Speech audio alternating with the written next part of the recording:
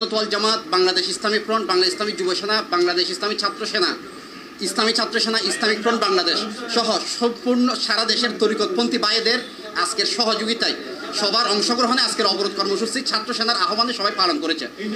আমরা ছাত্র সেনার পক্ষ থেকে আজকে অবরোধ পরবর্তী এই সংবাদ সম্মেলন, আমাদের সার্বিক অবস্থা, আমাদের অবরোধ কর্মসূচি কীভাবে পালিত হয়েছে, আমাদের কতজন আহত হয়েছে, কতজন গ্রেপ্তার হয়েছে এবং আমাদের আগামী কর্মসূচি কী, এসব বিষয়ে এখন ব্রিফিং করবেন বাংলা ইসলামী ছাত্র সেনার বর্তমান কেন্দ্রীয় সভাপতি, বর্তমান সাধারণ সম্পাদক শাহেদ।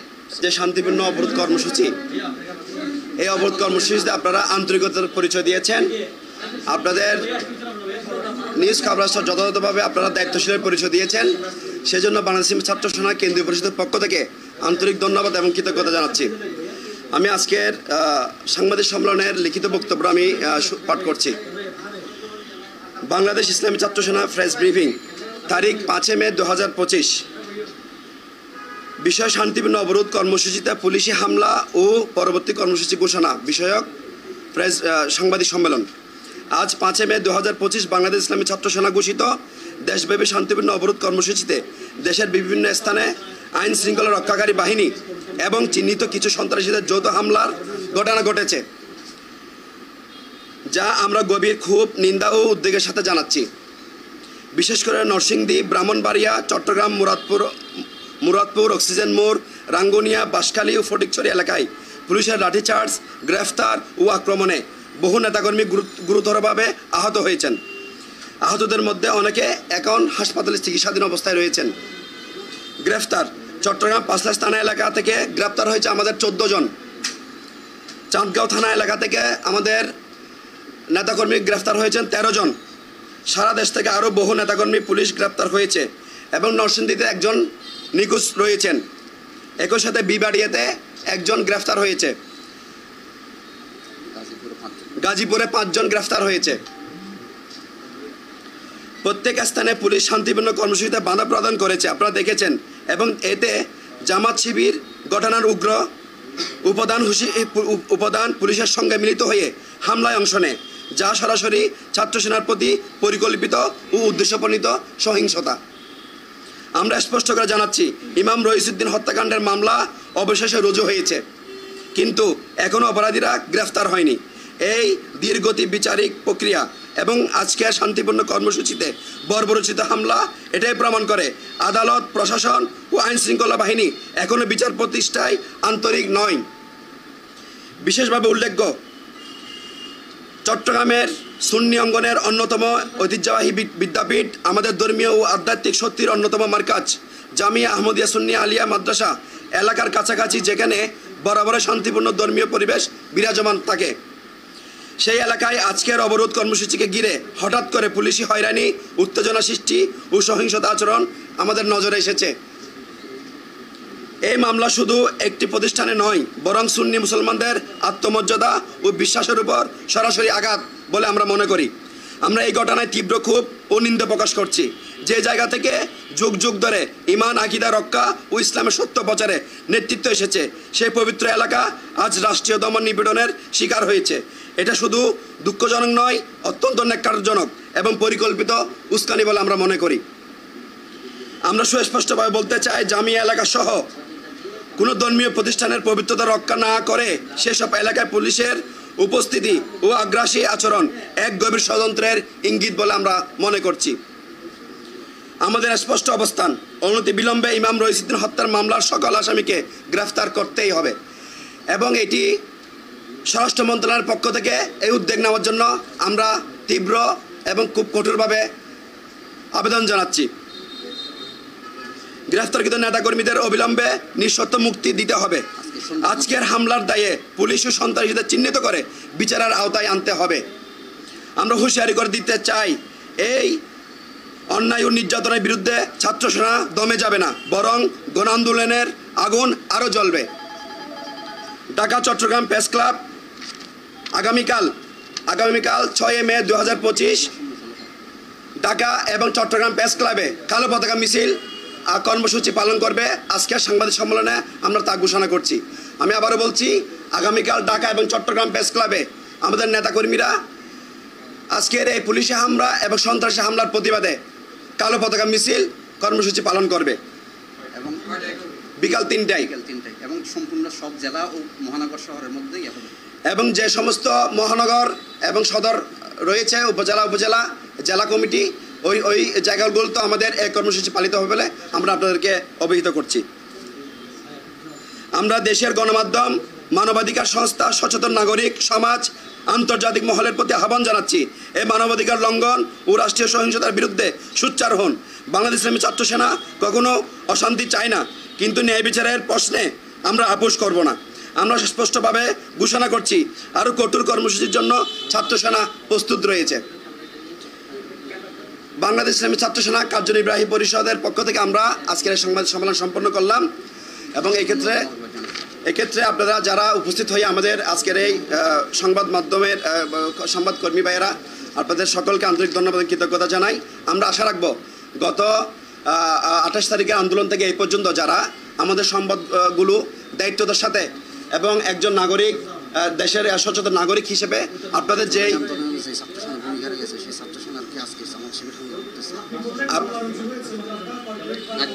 মামলা রুজু হয়েছে এই বিষয়ে আমাদের ইসলামী ফ্রন্ট, বাংলাদেশ ইসলামী ফ্রন্টের পক্ষ থেকে আমি উত্তর দেবো এসব বিষয়ে। আমাদের আইন ফোরাম রয়েছে, আমান ফোরাম মোহাম্মদ শাহেদুল আলম, সাধারণ সম্পাদক, কেন্দ্রীয় সাধারণ সম্পাদক। আচ্ছা, আপনাদের উত্তর প্রশ্ন আসলে আপনারা বলতে পারেন, বলেন আপনি কি বলছেন। আচ্ছা, শহীদ রইজুদ্দিন 27 তারিখ ভোরে ইন্তেকাল করেছেন, মৃত্যুবরণ করেছেন খারা হেফাজতে। এরপরে আমরা জানার পর ওনার লাশ নিয়ে আমরা থানায় গিয়েছি। ওনার পরিবার পক্ষ থেকে মামলা করার চেষ্টা করা হয়েছে, এজাহার দেওয়া হয়েছে, ওনারা মামলা নেয়নি। পরবর্তীতে গাজীপুরের পুলিশ কমিশনার এবং ফুবাইল থানার ওসি সহ ওনারা একটা সংবাদ সম্মেলন করেছে মধ্যরাতে। আপনারা হয়তো এখানে অনেক পত্রিকা এবং মিডিয়ায় এসেছে, জাতীয় দৈনিক ইত্তেফাক, জায়দিন সহ অনেক পত্রিকায়, প্রথম আলো সহ অনেক পত্রিকায় আমি দেখেছি মধ্যরাতে সংবাদ সম্মেলন হয়েছে।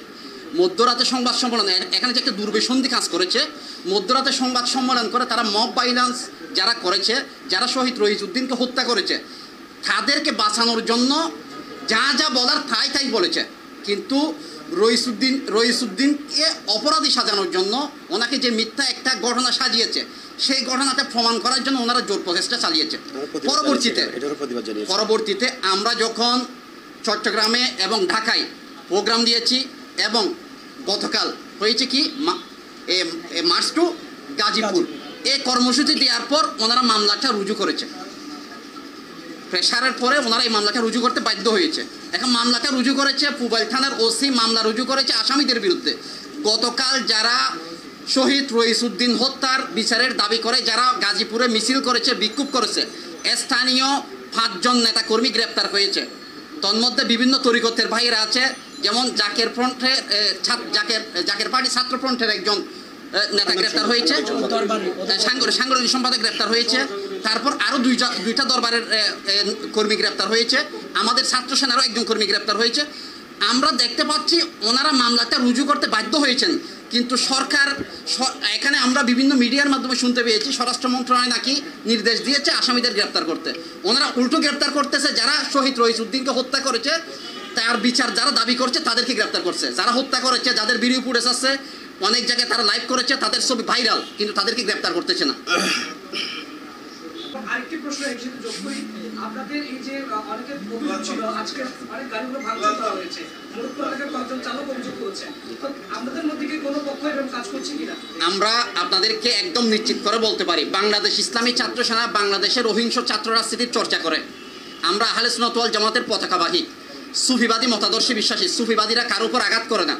আমাদের একমাত্র আদর্শ আছে, বাংসুরবিহীন করা হরতালের ইতিহাস আছে বাংলা ইসলামী ছাত্র সেনার। আমরা কারো উপর আঘাত করিনি। আর আমরা আমাদের নেতাকর্মীদেরকে নির্দেশ দিয়েছি, প্রত্যেক স্পটে লাইভ ভিডিও ছিল, লাইভ ছিল, আমাদের লাইভ ফুটেজ আপনারা দেখতে পারবেন। আমাদের নেতাকর্মীরা কারো উপর হামলা করেনি, কাউকে আঘাত করেনি। যারা তারা কারা এখন বলি, 24-এর গণ অভ্যুত্থানের পট পরিবর্তন হয়েছে, সেখানে এখন আগে যারা হেলমেট বাহিনী ছিল, সেই হেলমেট বাহিনীর পট পরিবর্তন হয়ে এখন নতুন একটা হেলমেট বাহিনী, নতুন লাঠিয়াল বাহিনী যুক্ত হয়েছে। আগের হেলমেট বাহিনী চলে গেছে, কিন্তু তাদের স্থান গ্রহণ করেছে পুলিশের সাথে নতুন একটা হেলমেট বাহিনী, যারা আমাদের নেতাকর্মীদের উপর হামলা করেছে। আমরা বিভিন্ন, আপনারা দেখবেন তাদের ছবির সাথে মিলানো আছে, তারা খাদের নেতাকর্মী, যারা এখন ফেসবুকে ভাইরাল, আপনাদের যারা আপনারা বিভিন্ন মিডিয়া থেকে লাইভ করছেন, সেখানে লাইভের মধ্যে কমেন্ট করা হয়েছে কে কার কর্মী। আমরা নাম বলতেছি না, নাম বলতে হচ্ছে না, সবাই জানে বর্তমানে কারা মব জাস্টিস করতেছে, তারাই বর্তমানে আমাদের নেতাকর্মীদের উপর হামলা করেছে। সেই লাঠিয়াল বাহিনীদেরকে আমরা চিহ্নিত করে, তাদের ছবি তো ভিডিও ফুটেজ স্পষ্ট আছে। এই লাঠিয়াল বাহিনীর সাথে বাংলা ইসলামী ছাত্র সেনা, বাংলা ইসলামী যুব সেনা, বাংলা ইসলামী ফ্রন্ট, আহলে সুন্নাত ওয়াল জামাত সহ সুফিবাদী কোনো দরবারের সাথে সম্পৃক্ততা নাই। আমরা তাদেরকে গ্রেপ্তার করার জন্য, যারা এই লাঠিয়াল বাহিনী, তাদের গ্রেপ্তার করার জন্য এই সংবাদ সম্মেলনের মাধ্যমে, আপনাদের মাধ্যমে আমরা দাবি জানাচ্ছি সরকারের নিকট। বিশেষ করে এটা বাংলাদেশ ইসলামী ছাত্র সেনার কর্মসূচি ছিল। আমাদের দায়িত্বশীল কোনো কর্মী, মিডিয়া কর্মী কিংবা প্রশাসনকে বাধা দেয়নি। শোনেন, মিডিয়া কর্মী বাধা দেয়নি এক। দ্বিতীয় কথা হচ্ছে, মাঝখানে যদি কেউ নাশকতা করে, ওদেরকে চিহ্নিত করার দায়িত্ব আমাদের নয়, এটা মিডিয়া কর্মী আপনাদের। আমরা বলবো আপনাদের কাছে যদি এরকম কারো ভিডিও ফুটেজ থাকে, তাদের তথ্য আমাদের কাছে দেবেন, প্রশাসনকে দেন, তাদেরকে গ্রেপ্তার করতে পারেন, তাদের বিরুদ্ধে আইনগত ব্যবস্থা নিতে পারে সরকার। আমাদের কোনো আপত্তি নাই। আরেকটা বিষয় আপনাদেরকে আমরা জানিয়ে রাখতে চাই, এই যে জুলাই বিপ্লব হয়েছে, জুলাই বিপ্লবে বাংলা ইসলামী ছাত্র সেনা ওতপ্রোতভাবে জড়িত ছিল। আমাদের অনেক নেতাকর্মী আহত হয়েছে, আমাদের 27 জন নেতাকর্মী জেলে গিয়েছিল জুলাই বিপ্লবে। সুতরাং ছাত্র সেনার অবদানকে খাটো করা যাবে না। এই বর্তমান যেই অন্তর্বর্তীকালীন সরকার এসেছে, অন্তর্বর্তীকালীন সরকারের আজকে ক্ষমতায় বসার ক্ষেত্রে ছাত্র সেনারও অবদান আছে। সুতরাং ছাত্র সেনার উপর হামলা মামলা দিয়ে ছাত্র সেনাকে দমানো যাবে না। আমরা বলতে চাই, শহীদ রইসুদ্দিন, মাওলানা ইমাম রইসুদ্দিনকে যারা হত্যা করেছে, মব ভাইলেন্সের মাধ্যমে যারা দেশের মধ্যে অরাজক পরিস্থিতি সৃষ্টি করতে যাচ্ছে, আমি আহলে সুন্নাত ওয়াল জামাত, বাংলা ইসলামী ফ্রন্ট, বাংলা ইসলামী যুব সেনা, ছাত্র সেনা, ইসলামিক ফ্রন্ট বাংলাদেশ, ইসলামী ছাত্র সেনা সহ আমাদের যেসব দরবারের ভাইরা আমাদের সাথে আজকে একসাথে আন্দোলন করতেছে, প্রত্যেকের পক্ষ থেকে বলতে চাই, এই আন্দোলন শেষ হবে না যতক্ষণ পর্যন্ত ইমাম রইসুদ্দিন হত্যার বিচার হবে না, ততক্ষণ পর্যন্ত আমাদের আন্দোলন চলবে। আমাদের আগামীকাল কালো পতাকা মিছিল, এরপর আমাদের ধারাবাহিক কর্মসূচি আসবে। ইনশাল্লাহ আপনারা আমাদেরকে সহযোগিতা করবেন। আমাদের কাছে কোনো যদি আপনাদের কাছে মিডিয়ার সাথে যদি কারো সাথে দূরত্ব হয়, কেউ যদি আপনাদের সাথে যদি মিসবিহেভ করে, আপনারা সাথে সাথে আমাদেরকে জানাবেন, আমরা তাদের বিরুদ্ধে ব্যবস্থা নেব। আমাদের কর্মীদেরকে আমরা কঠোরভাবে নির্দেশ দিয়েছি মিডিয়া এবং পুলিশ প্রশাসনের সাথে সহযোগিতা করার জন্য। আপনাদেরকে ধন্যবাদ জানাচ্ছি। আমি আহলে সুন্নাত ওয়াল জামাতের বর্তমান যে আমাদের আন্দোলন হচ্ছে, এই আন্দোলনের মিডিয়া কমিটির সচিব, প্রধান, মিডিয়া সেলের প্রধান, এবং আমি বাংলাদেশ ইসলামী ফ্রন্টের কেন্দ্রীয় সহকারী দপ্তর সচিব।